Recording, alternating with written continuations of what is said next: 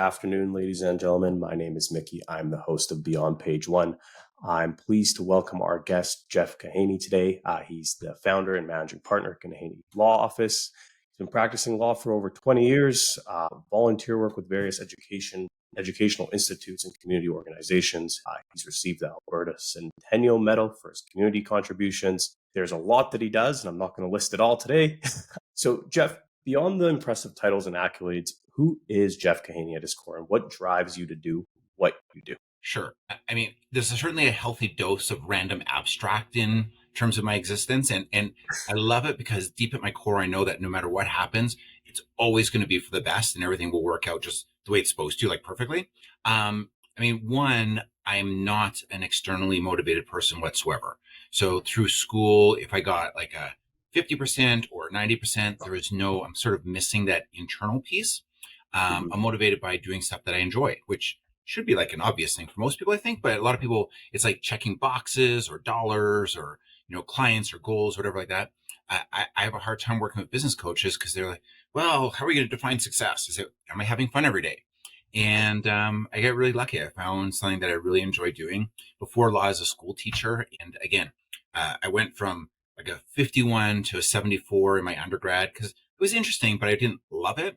And then education, I loved it, got a 3.96, but only because I enjoyed it. Like I just don't care about the marks. And then law also went well. Cool. Looking back at your younger self, what were some of the early signs that pointed towards, a future filled with entrepreneurship and legal side? Ironically, when I was younger, because my dad was an entrepreneur, he was in the meat business, and actually still is. He's 81 years old, almost 82, and he's still running his business. But he was very much the entrepreneur and like schmoozing and getting business in and all that. And I thought I can never do that. And so I drifted away from family business or entrepreneurship, ended up in law, and lo and behold, apparently I can. Yeah. It's just like, I never thought of myself or saw myself in that way. And it was just a matter of finding that niche that you really enjoy doing and, responding to people and moving that way. It's fantastic. I like that answer. So we see your success as a lawyer, but you also wear a lot of hats. Like I said, entrepreneurship, community leader, volunteer. How do you weave these dad and grandpa roles? And grandpa. I'm a grandpa now. Yeah. Congratulations. Almost 3 months now. Thank you. Yeah. Girl or boy? Little boy. Conceptually, his name's Shepherd, but conceptually it hasn't entirely sunk in, even though I see this little baby. But like associating oneself with grandparent, it's odd. Make you feel old? No, I don't know what it makes me feel like. I mean, I love this little thing. It's like this little bundle, whatever. But it's conceptual, more conceptual. Like if I actually stop and think about it, otherwise it's just kind of carry on and enjoy and it's all good. But yeah, when I think about like, I'm a grandfather, weird. Well, congratulations. It's exciting. Thank you. So, and grandfather. How do you weave all of these diverse, roles together to balance your life? I think there's probably two things in there. One, like a healthy dose of ADHD. Like it's, how do I say it? I think of it as a superpower, but it takes a lot of coping strategies to be able to do it. But I just have a lot of energy to do stuff. Like I wake up in the morning, 5 o'clock. I haven't used an alarm clock in 30 years. And it's not just, I got to get up. It's like, what am I going to do now? Yeah. It's like full on. So that, and then on top of that is I just don't sleep. Like I think my grandfather, my mom's dad was like this, where I am literally up at 5 every day. So when the kids were little, as a single dad looking after these two little girls, and they get up at 8 o'clock, 9 o'clock in the morning, which left me 3-4 hours to do things like build out a website and do work. But I always kept work, and that's the third thing. It's just balance. I've always had this intrinsic balance, and it's probably because I'm motivated by, am I enjoying something? So when I get home, like I love being dad. I love being at home. I love like reading or welding or just learning new stuff. And then when I get to the office, I love being at the office. When I hear someone say, thank God it's Friday, well, then change what you do. Like that should not be anything that you say. And so I think it's those three things. It's like it could kind of blend that just kind of works. That's awesome. With a little dose of ADHD. Yeah, it's so there are some downsides. So like my paralegals know if I'm at their desk and coming straight back to my office, they know they should send me an email to remind me when I get here because it's going to be like 13 distracting things. I come in and I'll have 8 emails from myself reminding me to do stuff. And sometimes it'll be the same email 3 or 4 times because I don't stress over things. Once I send that email, I don't have to think about it again. So it's out of my Hmm. brain. But then if I independently think about it again, I automatically send an email. But that, leaving things on my shoes, like I always have stuff in my shoes so I don't forget. So just like little kind of coping strategies that help form it into something that's, you take the best of it. And I mean, when I'm bored, it's hard to like just fake it. I can't. Like I've fallen asleep in meetings before, not client meetings, but I mean, a few weeks ago we were interviewing someone, and the interview went fine, but I was just like, whoa, like this is going on too long. My brain doesn't, it's not Yeah. working. It's like, whoa, what's going on outside? Yeah. Yeah. It sounds like you have a lot of coping strategies for it, so that's fantastic. Kahane Law Office sounds like it's been a staple in Calgary's legal landscape for over a decade. So, what 20 inspired you to years. 20 years this 20? past February. Yeah. Yeah. I've been practicing since 2000. So we're coming up on almost 25 years, but yeah, 20 years this past February. What inspired you to start it?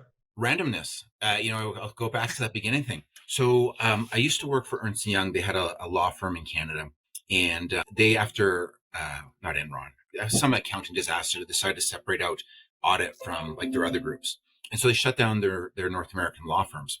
And I was approached by one of the consultants in Ernst & Young. He said, "Look, there's this Ontario law firm. They want to open up a small firm in Calgary. You just be like, you'd start it for them, starting off small." And after a year, we were doing a pilot project for one of the national banks. They said, "Look, like we can't do this program because of problems we're having in Manitoba and Ontario. So either shut down the firm for us or take it over." And at the time, I had like 2 little girls, and I'm like, getting them ready for school, take them to school, go to work, go back to pick up the younger one from school, take her to daycare, go back to the office. And so it was like this cycle of stuff, and going downtown wasn't going to be an option again. I got the silver medal out of law school, so I had all these opportunities at downtown, but it wasn't going to work for me. And my kids were 100% my priority. And so when they said that, I took it over, and we were only doing maybe like 20 or 30 transactions a month. And, but it worked. I was Mhm. never getting rich, never getting whatever, but it was comfortable. I enjoyed doing it. And it just worked. It was my own flexibility. I could bring the girls to the office if they needed to. We always had like toys and stuff ready for them. And yeah, it just random. That's awesome. In the early days of the law firm, what were some bigger challenges that you faced, and how'd you overcome them? I mean, I had no clue. So when I started, the advice I got from one of my mentors was real estate law, you learn really quickly, but you're going to get kicked in the teeth a few times. Unfortunately, it was relatively painless. But I have no clue. Like everything from photocopy machines to like accounting and all that stuff. I ended up finding like really good people to work with. Like my office manager's been with me for 17 years. My That's first awesome. articling student's been with me for 18 years. Like it's just Wow. been like really good people, and we just stick together and support each other and work as a team, and it's been great. But like at the beginning, I guess one of the hardest things would have been when it was just me, or just me and a junior who didn't have signing authority. Try and go on vacation because you need checks to be signed. You need that. It was just really kind of a challenge. But one of my mentors stepped up. He said, "Look, I can be on your bank account for just co-signing checks or signing checks," and so it would work. I had like limited holidays, like shorter ones, but more frequent, Hmm. until we started getting more developed. That's awesome. And can you tell our listeners about the current size of the team right now? Sure, we're about 50, almost 50 people. So 24, 25 lawyers and then support staff. And yeah, it's a good group. That's fantastic. Calgary Inc. magazine recognized you guys as one of the Yeah. best places to work. That's huge. Um, Yeah. Because I mean, really but cool. the competition, well, why it's huge is because that's across industries. Law firms typically are not the best. I remember hearing two paralegals talking, like one was on the phone. The other one said, "Well, what's it like to work for Jeff?" He said, "Well, he doesn't yell or throw things. Hey, is that the standard?" So I mean, that was across industries. So I took it as a compliment. We've like on crazy busy days, we make sure we bring in like sandwiches and food, and it's just we really do treat it like a family.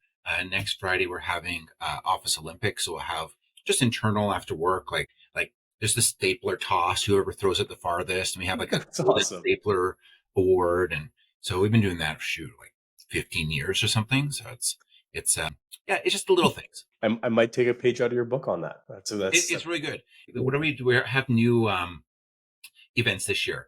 I think we got the pin the mustache on Jeff as one of them. You have to spin an office chair. One of the favorites has always been the stamp, sign, and seal who can notarize the most documents in a short period of time. Yeah, so like every year we try and get a little creative. That's awesome. That's really cool. What's a piece of advice that you would give aspiring young lawyers that are looking to navigate, the ever changing legal landscape? I'd say three things. One, Okay. it's harder than people think it is. They're just going to throw up my shingle and the work's just going to come. It's not. You got to treat it like a business. You can never get complacent. You got to be on top of everything and care about it more than anyone else. Like really, that's sort of the drive. You got to treat it like a job. So I get a lot of mentors through the Law Society. A lot of them like, oh, I want to build my business, I want to build my business. And then you call them and they cancel appointments or they no show for appointments and stuff. Like, how are you going to build your business when you're not even committed to yourself? So you got Yeah. to like really, 9 to 5 isn't even it. I like to say that, like I'm not a slave to law and that I don't work until 1 in the morning and on the weekends and stuff. I mean, in a way that's a lie because I do, but it's not like work, like the work I do at the office work. Like building out my website is a game to me. So like I'll spend the mornings, 45 minutes an hour per web page and, they're become revenue producing within a few weeks of being loaded. Like I learned how to SEO. I taught myself SEO skills That's and awesome. nerdy hobby. Like that's all it was. I just had an interest in and just enjoyed it. And in the evenings, like I'll go to events, like the events are always social ones, like, and I enjoy it. So it's like, I don't think of it as work, although technically I guess it's kind of work, but not really work. So it's not really 9 to 5, although it's mostly I'm 8:30 to 4:30. I'm home. Yeah, but it's a blend of the personal relationships that you have with work as well, right? So you go to an Yeah, event and might be a networking event, but you're also having a good time and you want to be there. 100%. And they've become friends over the years. Like, Exactly. you're in this industry and realtors more than lawyers are especially, outgoing personality, like they're extroverts. Like, so, Yeah. it's how they build their business. And so it's really, it's fun. I've got probably like once a week, I'll have some kind of event. I think I've got like a gala for the real estate board and then a brokerage is having like an event. And, I feel fortunate that I was adopted into the industry that way. Mhm. But it's really, it's just so much fun and the genuine, like just nice people. That's awesome. Not all of them, but most of them. The ones I like. What the ones you like? Yeah. Early in your career, you worked for Ernest and Young, so big law firm, right? I was a smaller law for big accounting firm. Big account, sorry, Huge. big accounting firm. Yeah. Yeah. We Uh, had, for the law firm, we had, I think, 2,000 lawyers in 80 countries or something. And wow. so, like, but as an accounting firm, they're much, much bigger. Yeah. Yeah. What are some valuable lessons that you took from that experience, and is there anything that you applied to your practice? Um, So the accountants do things differently than lawyers. Like, and some things they're much better at.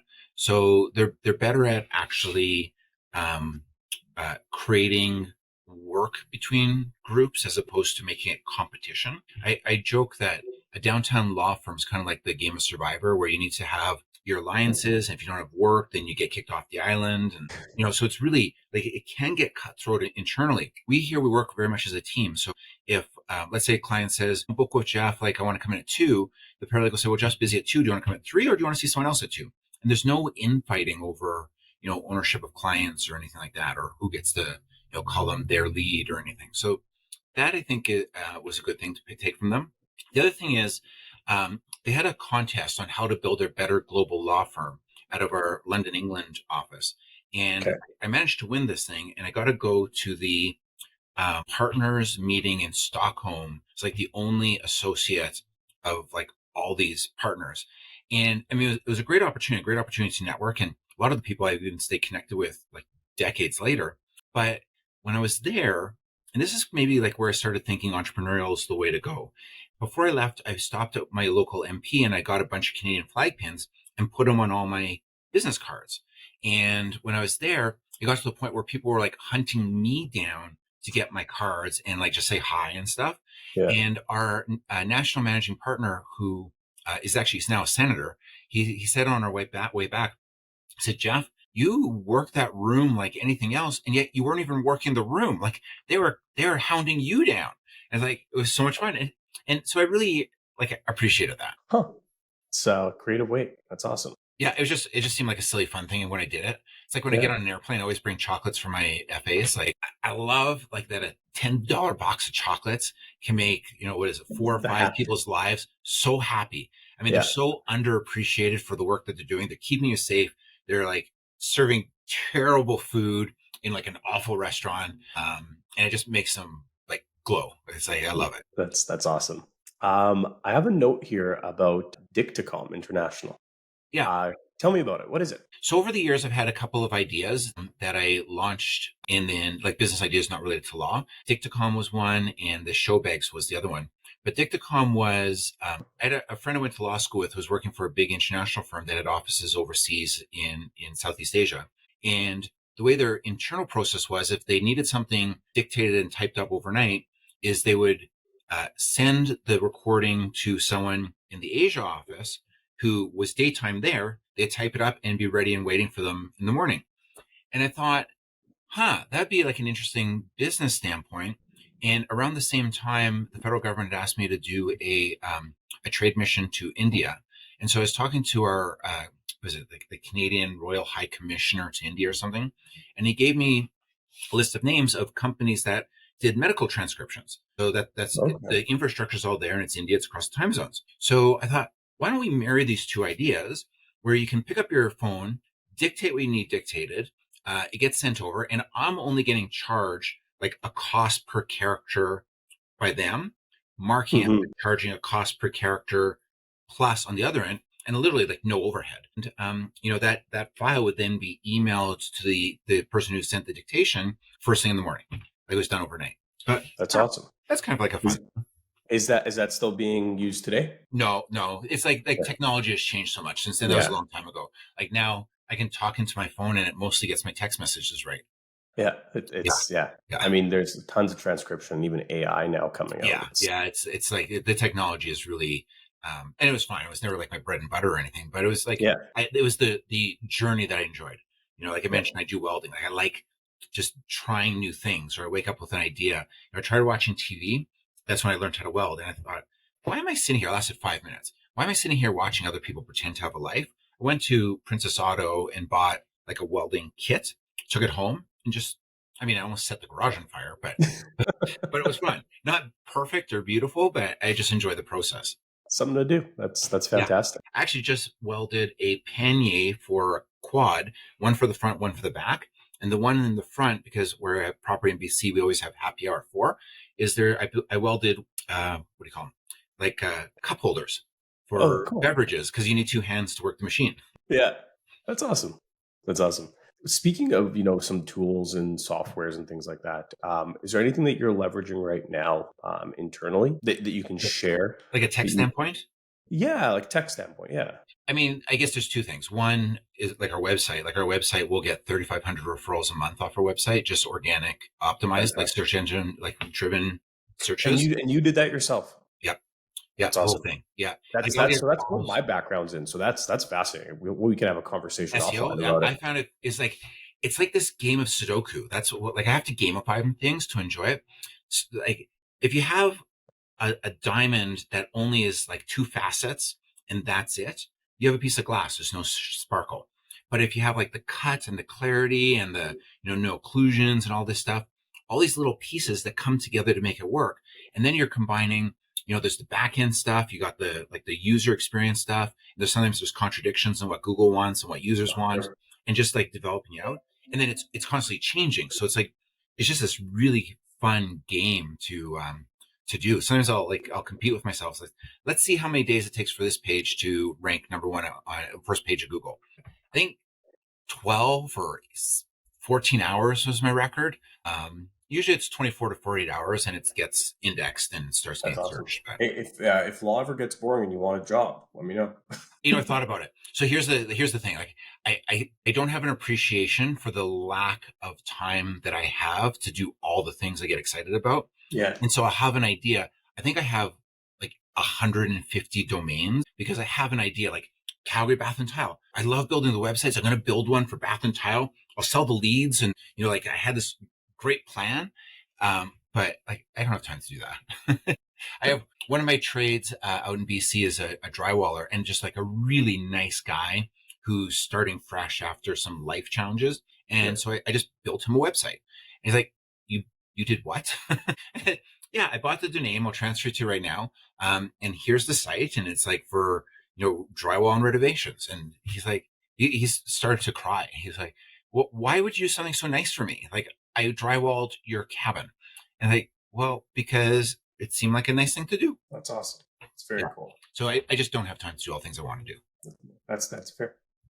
I want to talk a little bit about the real estate, first-time real estate buyers market. Given your extensive experience, what are some of the biggest mistakes that you see first-time real estate buyers make? Not talking to their lawyer quick enough. Like, the lawyers for real estate law should not be charging for people who have specific questions. I mean, you can't call and ask them, is there any risk to signing this contract? Sure, there's 1,000 different things. Yeah. But, we see problems, and problems are always easier to solve if you catch them before someone signs something. So, like, so many times we want them to engage with us first, because by the time people see us, their contract's signed. Like, they're already committed, and they're Committed to getting working with what them, they're yeah. getting, and that's it. So that I think that's probably the biggest one. Like, we're all here to work as a team. So the realtor, mortgage specialist, and the lawyer should all work together to make it so that the person's biggest stress is having to move their stuff, which I don't want any part of. But it should be. That's how the process should go. The market itself is known to be competitive in Calgary. What are some creative strategies that you helped clients, utilize to securing their dream property? And I know that it's a big part of it is, the realtor side of things but is there anything that or that you can share of? I mean, on our side, it's more when someone is threatening to back out of a deal, like if a seller is threatening to back out. And so I've been pretty good at, so the fact that attention issues, it works really well that there's one contract that I'm not having to sit and focus on like 1,000 pages. So I Hmm. really know that contract. And we've gone at people who've threatened to back out of deals. And I think we've always been successful. Like, there's sometimes where they just can't back out. Although sometimes we find creative ways of making it work. But yeah, so we're sort of after the fact in terms of helping them get like their dream house, unless there's Yeah, like a stumble through the process. gotcha. Um, I found something really cool about you. Prestigious King's Council designation.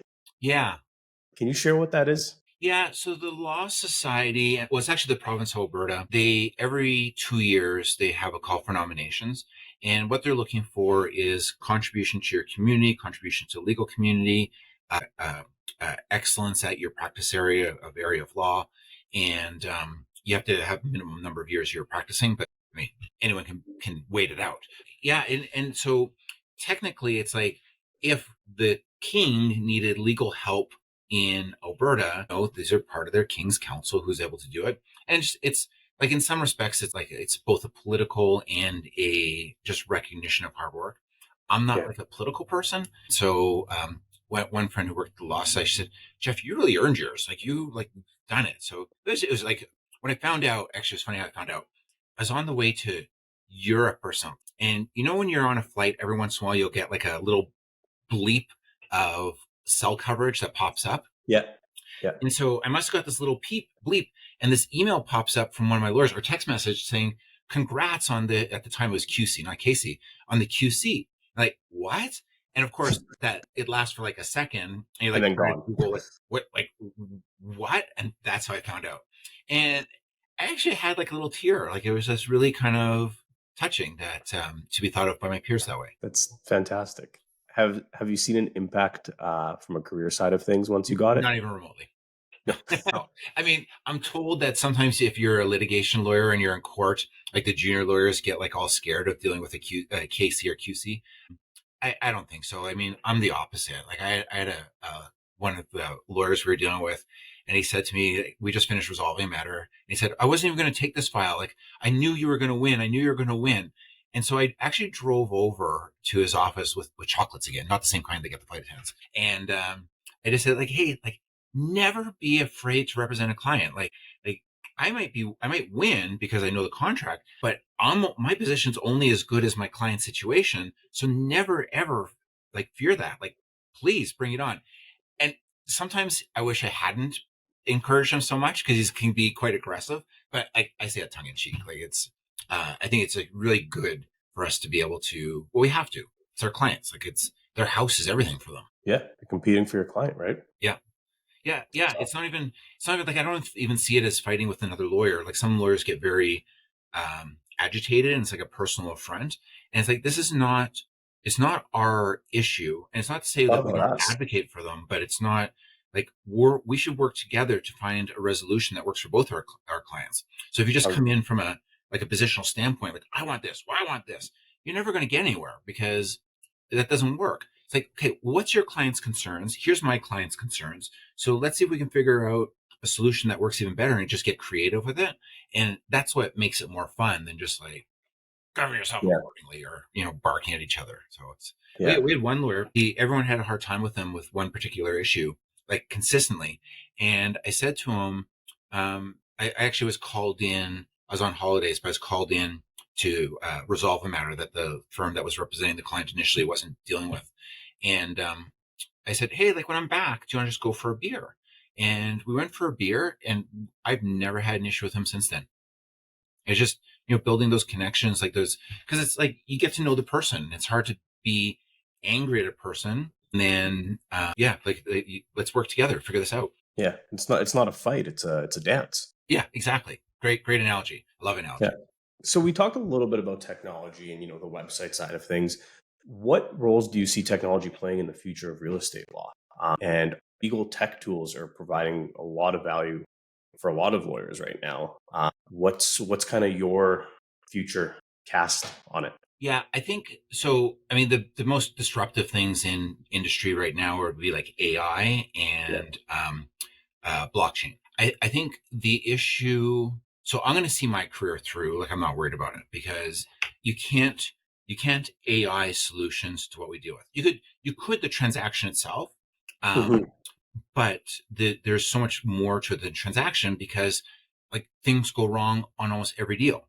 And it could be, I had a client that took the furnace once. I had, knife fight, but the RCMP gets called in. We've had, the front lawn is removed from the property. The house explodes. There's like a sudden unnatural death. Like there's so many things that are just random that you can't until you have an ability to control human behavior to keep people from doing things that are not in their own best interest. You can't replace the people. Yeah, Yeah. 100%. There are parts that make it easier. So like we have a high volume of referrals that come from online sources. So we're very efficient in terms of signatures, like using signatures really well to respond and provide just good, valuable information to people. So tools like that are good. I did try building, wait, I didn't try. I did build like the AI kind of Autobot for answering questions. And Okay. it works pretty good for answering basic stuff. Not everything. The problem is that it slowed down our website only by a few milliseconds, but Google really likes that. And so I'd rather sacrifice that communication tool for, Or page speed. yeah. Yeah. Well, page speed is huge when it comes to ranking. Oh, it's It's everything. And we're yeah, we're WordPress, which is good or bad. I good. mean, Yeah. it's good for most things, but bad and that's a little bit slower than some of the other platforms. Yeah. Can you share a particularly memorable or impactful case that you worked on that stayed with you throughout your career? You have these things, and every time you think you've seen it all, someone proves you wrong. We have one now that's actually set down for trial, and I've isolated a what I see as a hole in legal understanding with respect to our standard form contract in Alberta, and um, I don't know which way the court's going to go, but it will have a significant impact in things. And so, like, I've been waiting years to find the right file, the right case to go to trial. And it looks like it's going to. So it will give us some certainty. So I kind of like that will be a pivotal thing. Um, for me also I never outgrew my passion for teaching. So I love when I do a lot of education, once or twice a week. In fact, I think I bit off a little more than I could chew. I had 3 or 4 a week for the last several weeks, Oh, but wow. for me, it's like a high. Like it's like, okay, we got this class and we're going to keep them engaged and we're going to teach them. And so I've taught in Lethbridge, and we don't market to Lethbridge area. I've driven to Edmonton. We don't really market that market either, but I love it. It's good. Like I'll teach for brokerages. I'm on the education committee for AMBA, the Alberta Mortgage Brokers Association. I teach for CREB and RECA, like the Real Estate Board, the Real Estate Council, the Association of Realtors. I've taught for like stuff for Chinook College, for credit unions, high schools. I still volunteer at high schools all the time. So like I just really enjoy it. I've even taught marketing. This fall, I'm chairing a 2-day conference for the Law Society's education arm for making real estate lawyers better real estate lawyers. And so this is my second year chairing it, but they're actually having me speak on marketing to real estate lawyers. So I'm going to train like 200 or 300 people, whoever's there, how to better compete with me. That's very cool. So, and I don't mind. Like, I mean, it's like any of these motivational forums, whatever. People are going to go, they're going to be all excited for like a week, and then they're going to get back to work and they're going to like forget and not do anything. My hope is that they just pick up like one or two things and just start building on that. It's awesome. It's really impressive to me how much you take on, especially from like the marketing yourself. Do you outsource any of it? Like your advertising, anything like that? I mean, we have a radio station and I do all the voicing of the creative. But we will build the creative together.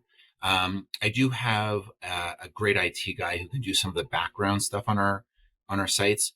And I have a lady who's she's not really a designer. She like will build sites. So she has more of the technical stuff. So if I run into a little block, like, we're not getting these page listed and, Google is saying this, she'll explain it. And always like, I'll pay her to do it, but I want to learn from the experience also. So I can figure out when I'm building out pages going forward, how do I avoid that? And so it seems to work pretty good, but for the most part, like I record all my own videos. Some very basic editing I get done by a local guy. I enjoy it. That's awesome. Well, one of my last questions that I have, what are some resources or professional development opportunities that you'd recommend for lawyers looking to specialize in real estate law? To reach out to lawyers who are in the business. Like we're very few people I think would say no. Like I never say no to meeting with people. If they might say, "Oh, I want to come work for you. Like, can I come and set up an appointment?" Like we're not hiring right now, but I'd love to sit down with you. And everything from students going into law school, I'll teach them. Here's some tricks I learned that are really good at doing better with not like a lot of extra work. In fact, probably you'll work less and get better grades. And the feedback I've got from people is like, whoa, that made a difference. And so right through. So because we're high volume, you see a lot of unusual situations. So even like more experienced lawyers who have been at the bar for 10 years more than me will call, "Hey, what do you do in this situation?" So it's good. Like just reach out. That people aren't scary, or they shouldn't be scary. I don't think I'm scary. You seem the least bit scared. I take it as a compliment when people say you're not like a lawyer. That's like the Pez. I got like an office full of Pez. I don't have room for them. And then at auction, I bought this thing. Which what is it? Think circa 1930s exercise. Yeah, that is awesome. Just random. I took it home, and my wife said, "Because I said, can I get this? It's like $5 at auction, and it's a piece of history." She thought it was a milkshake. Those old milkshake makers. Yeah. Because it kind of looks except for the scale. Yeah. She's like, "You got to take that back to the office." She's like, "That's not staying in the house." No. I don't know what to do with it. But it sits there. It's been there for like 4 years. That's awesome. That's hilarious. Awesome. Jeff, thank you so much. For our listeners, we're going to link all of Jeff's LinkedIn, website, and everything like that in the bio below. And I want to thank you again for your time. Thank you. And if your listeners are thinking of going into law, so much fun. Love it every day. And if someone tells you otherwise, like ignore them and give me a call or send me an email. Awesome. You heard it there. All right. Take care. Thank you. Thank you.